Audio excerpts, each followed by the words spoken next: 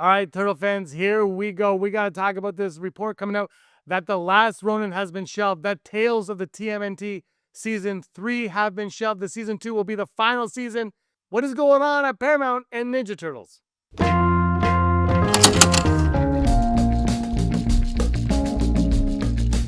Hello everyone, welcome to Digital Charcuterie. My name is James. Thank you so much for stopping by. If you're new to the channel, a fan of Ninja Turtles, hit that subscribe button because I love Ninja Turtles and I want to talk to you guys about this franchise in the comments down below and let me know your thoughts on everything that is transpiring at Paramount and Ninja Turtles and the word on the street of what's going on with the franchise and how they have decided to nix the Last Ronin R-rated movie, and also any future seasons of Tales of the TMNT. We're going to be getting season 2 in December, and we're going to get a sequel to Mutant Mayhem in September of 2027.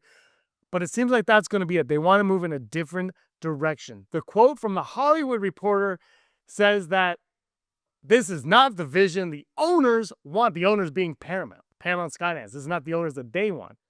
The showrunners, the creators behind it, this is where they want to go. But Paramount says, nope, this is not where we want to take this series. Now, Mutant Mayhem did pretty well at the box office, but it didn't do gangbusters. And I suspect that Paramount Skydance, they want this franchise to be strong. They're trying to get their major IPs up and running and being big focal points in the box office and cinemas going forward. That's Transformers, G.I. Joe, and Ninja Turtles. Those are the big three. And now they've hired Neal H. Moritz, who produced Fast and Furious and Sonic the Hedgehog, to come in and oversee and spearhead this Ninja Turtle reboot, I guess you could call it, whatever you want to call it, this new iteration of Ninja Turtles going forward. And I saw and I said, I think financially and as a business decision, this probably makes a lot of sense. There's a few reasons why I think this makes sense, but I'm going to come out and say the whole shoving the R-rated Last Ronin movie aside is a bit of a bummer to me in a few ways. One, I don't think I needed an R-rated Ninja Turtle movie, to be completely honest with you. I think they could have done this, heightened PG or whatever, but anyway, rated R aside, I am kind of bummed because I grew up with Ninja Turtles. I remember way back in the 80s seeing the first commercial for the toys of them, being like, what is this? And then being completely obsessed with the figures and being completely obsessed with the series, and just every weekend just taping it and watching it like on repeat. I was like, fast forward, you did a repeat back then, you rewound, and then you watched and rewound, and you burnt out tapes of Ninja Turtles that I would tape off of TV. And it's just something I love. And I love the idea of a R-rated, like an adult version of that. And I would have loved it if it was even like a sequel to the 1990s movie. Like if you were like, hey, remember those Ninja Turtles? This is now in the future with them. And you have Mikey from the future. And, maybe Judith Hogue as April O'Neil returns in some capacity. I thought it would have been a lot of fun if they would have done that, and it would have been like the send-off for those movies. I think it would have played out really well, but that's not going to be the case. But also, I should let you know, if you don't know the Last Ronin storyline, it's really kind of cool. It takes place in a dystopian future where the Foot Clan rules New York City with an iron fist, but only one turtle is left standing after 3 others have died. Mikey is the lone survivor, and he is the most unlikely survivor to boot. He is now hardened, broken, and on a one-mutant warpath. After the deaths of his brothers and Splinter, Mikey returns to New York City to finish the fight once and for all. The book is basically Logan meets Turtles, cyberpunk foot soldiers, brutal rooftop showdowns, and Mikey wrestling with the ghosts of Leonardo, Donnie, and Raph, guiding him toward one final mission, taking down Oroku Hiroto, the twisted heir to Shredder. It's emotional, it's raw, and it's a legit end-of-the-line turtle epic. But then we get The Last Ronin 2 Re-Evolution, which takes the entire concept and says, what if the next generation took over? With Mikey's story closed, New York begins rebuilding under Casey Marie Jones, who's training a new squad of young mutant turtles, Yi, Uno, Odin, and Moja. These kids are chaotic, powerful, and very different from the classic brothers. The threat, a new kind of danger born from the shadows of the old foot and the sins of the past. The vibe here is all about legacy, what it means to carry the name Ninja Turtle when the world keeps evolving. It's hopeful but still gritty, with just enough mystery to keep us theorizing about where this new mutant clan is heading. And they're both really good books. I would suggest reading them if you're a fan of Ninja Turtles and you haven't. They're both a lot of fun, good books to read and to pick up. And I'm kind of bummed that we're not going to get it. But like I said, financially, I think it makes sense for Paramount, Skyness to do what they're doing and finding a new direction for Ninja Turtles to go in. And I'm going to say this in a few ways. One, I really enjoyed Mutant Mayhem. I think the third act had some issues. There's some other things.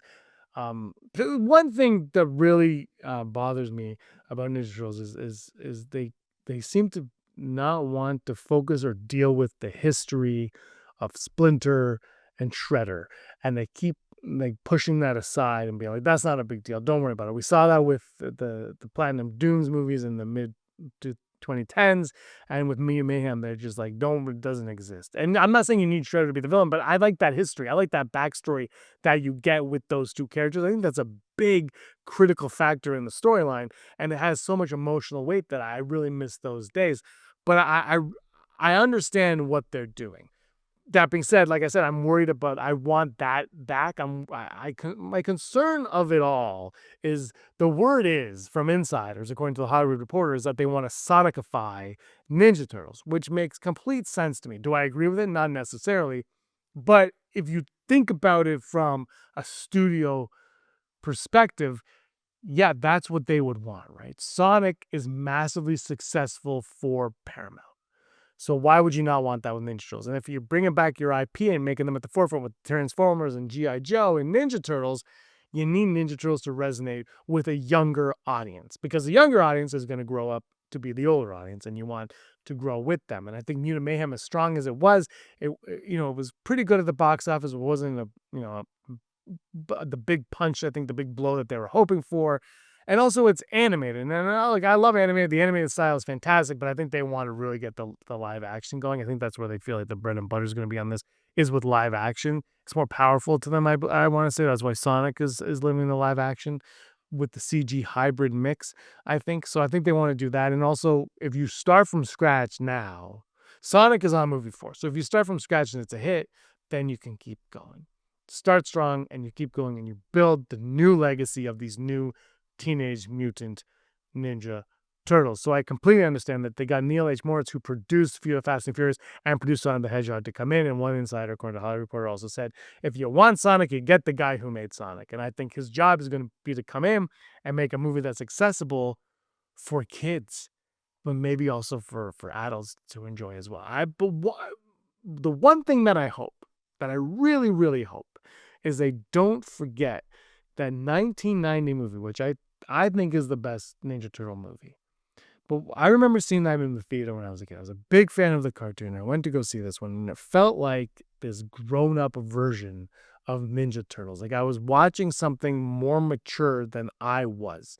And it was just like, I can't describe the feeling you have watching something like that, but you feel like you're watching something a little bit more mature than you're ready for. Same with, I think, Tim Burton's Batman. Like there's something about it where you're like, this is for adults, but I'm enjoying it as a kid, and I understand it as a kid. And I hope they don't lose that.